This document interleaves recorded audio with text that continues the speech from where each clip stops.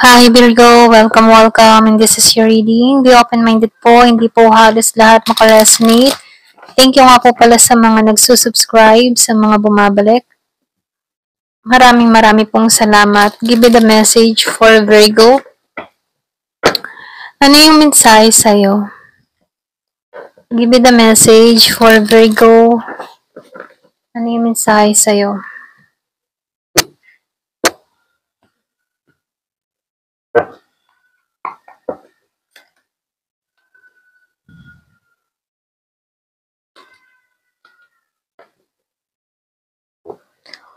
Wow. So, meron ako nakikita ditong nagising, merong ditong tao nagkaka-interest sa'yo.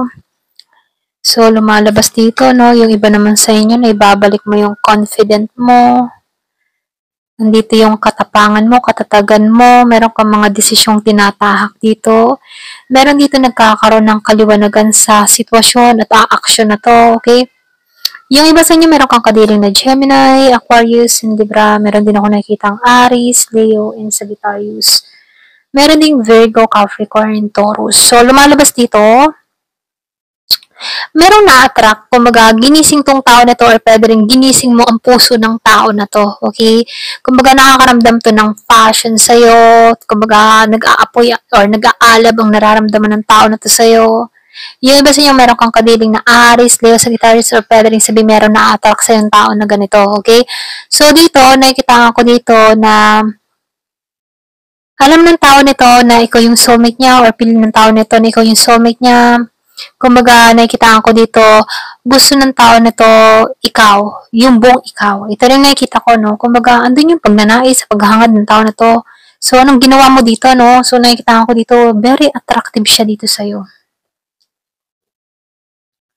So, curious ng tao na to, very curious, kung sino ka ba talaga. Inspired din tong tao na to sa'yo, marami siyang natututunan sa'yo. Okay, so nakikita ko dito para kang libro na unti-unti niyang nababasa ang bawat pahina mula sa'yo, okay? So, meron kang mga katangian ng ganun. So, nakikita ko dito na curious siya kung anong meron ka, kung anong information mo, kung anong katangian mo. So, dito, no, itong tao nito mahilig tong yung maghanap ng information, okay, na kung saan ikaw yung kanyang gustong alamin dito, okay? Ano ba yung hilig mo? Ano ba yung gusto mo? So, meron akong nakikitang secret admirer or pwede rin meron tagahanga ka dito na wala kang idea kung sino to, okay? So, lumalabas dito, Gemini, Aquarius, and Libra. So, nakikita ko dito, merong attract na tao na ganito sa'yo, okay? So, admire talaga to sa'yo. Ito lang yung mensahe, no? Very inspired siya. Inspire siya sa simpleng pamumuhay mo, nakikitaan ka ng tao na to na masayahin, simpleng kang tao, kontento ka kung anong meron ka dito. So, kita din ng tao na to na unti-unti mo nang na-achieve yung mga pangarap mo at na-appreciate niya yon, okay? So, nakikitaan ko dito na sobrang na-amaze siya sa'yo, okay? So, yung iba sa inyo, no? Meron ditong na-attract sa'yo na sobra talagang gusto ka. Ayan, okay? Yung iba sa'yo, pwedeng may nakausap ka sa online, may nakachat ka. So, itong tao na ito, gusto ko niyang bigyan ng regalo. Ganon.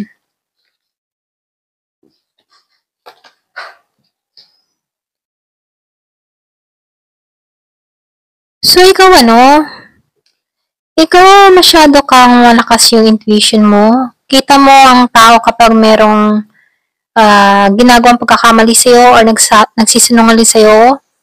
So, kita mo kung totoo to o hindi. Pero ganun pa man, meron kang nakita sa kumbaga nalulungkot ka kapag natutuklasan mo na yung tao hindi totoo sa'yo, lalo-lalo na kung ikaw ay naging totoo sa kanila, maging sa trabaho, kapamilya, or kaanak, sa environment mo, okay, kung meron kang mga nakakasalamuhang tao, kita mo sa kanilang mga mata kapag nagsisinungaling sa'yo or kung may atraso sa'yo. Kasi dito, no, likas kang gifted, okay? Malakas yung intuition mo.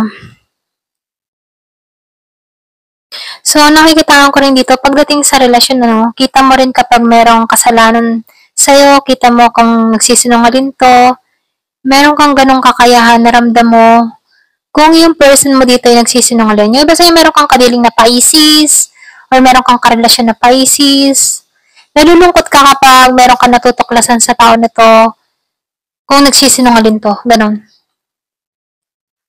So, nakikita ko dito na yung iba sa inyo na hanapan mo ng balance yung sarili mo between emotional and financial. Kumbaga, magaling ka bumalanse sa trabaho at sa iyong pag-ibig.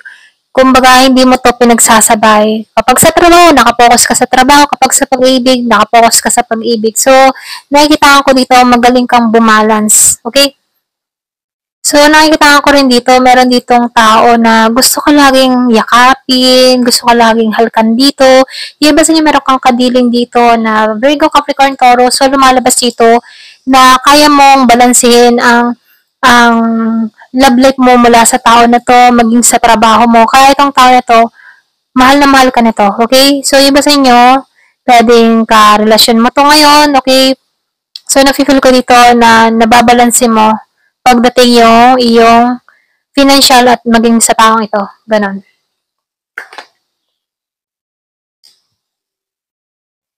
So, nakikita ko din dito, behavior ka, no? Kumbaga, kahit meron kang mga pinagdadaanan sa buhay, alam mo kung paano mo kukontrolin yung sarili mo. Alam mo kung paano ipapakita yung tama, okay? Hindi ka nagpapa-apekto sa mga masasakit na karanasan mo. So, nakikita ko dito, deserve mo yung tama sa buhay mo, okay? So, napipil ko dito, no? Deserve mo magtagumpay, deserve mo maging okay, hindi mo deserve yung mga tao na nagbigay ng pasakit sa'yo. So, dito, binibigyan ka ng pansin na kung saan deserve mo ang lahat.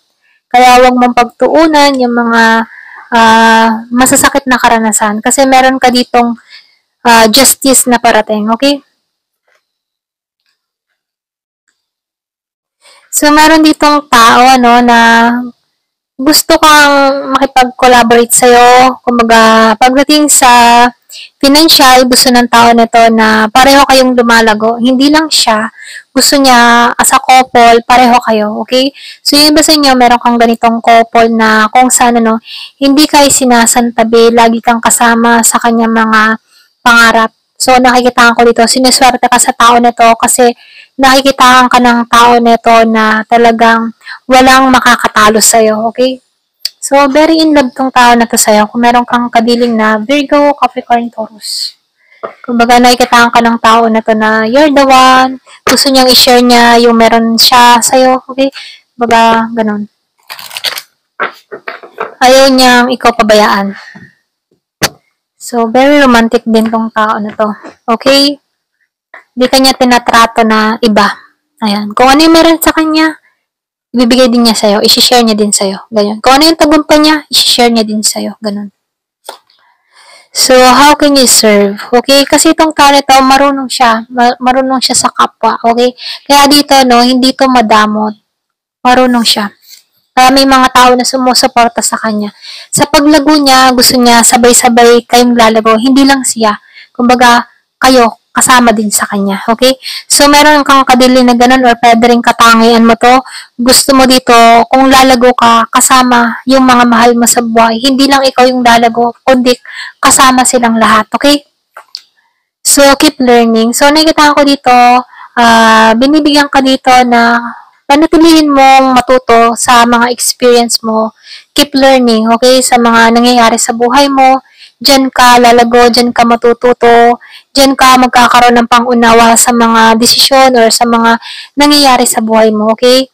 So, nakikita ko dito, yung iba sa inyo, sabi ka sa karunungan or pwede rin sabihin na mahilig kang bumasa ng libro or pwede rin sabihin na nakikil ko dito matalino ka. Okay? Mas nagkakaroon ka ng interest sa libro kaysa sa mga chismis-chismis, Ayun, ito lang nakikil ko sa'yo.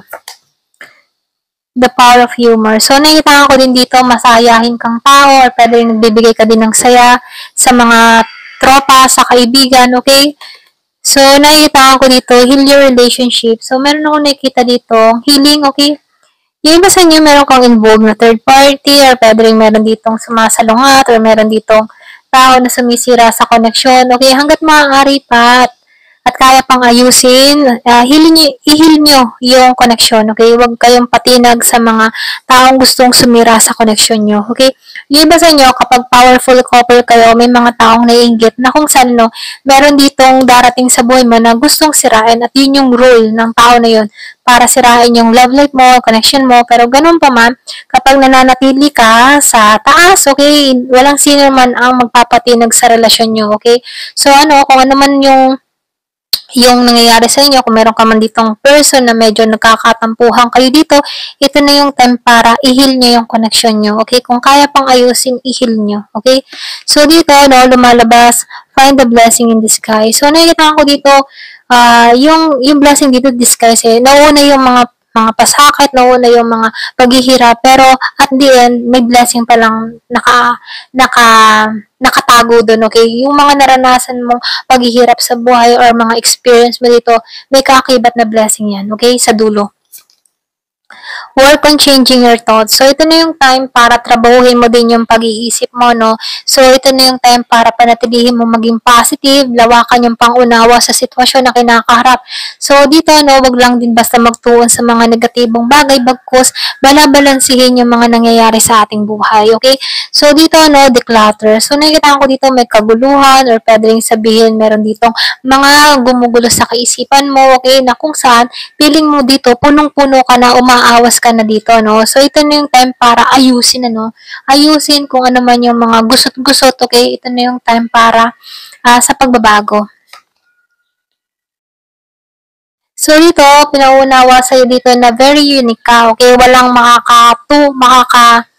makakagaya sa'yo. Ikaw ay merong kakayahan or pwede rin sabihin, ikaw ay kakaiba, okay? Hindi ka kayang gayahin ng iba because you are unique, okay? So, ito yung pinauunawa sa'yo na ikaw ay mahalaga, ikaw ay kakaiba, ikaw ay kamahal-mahal dito. So, dito, mag-focus ka sa pagiging totoo. Ayan. Ito lang mensahe sa'yo. Ayan. Thank you for watching. Love and peace.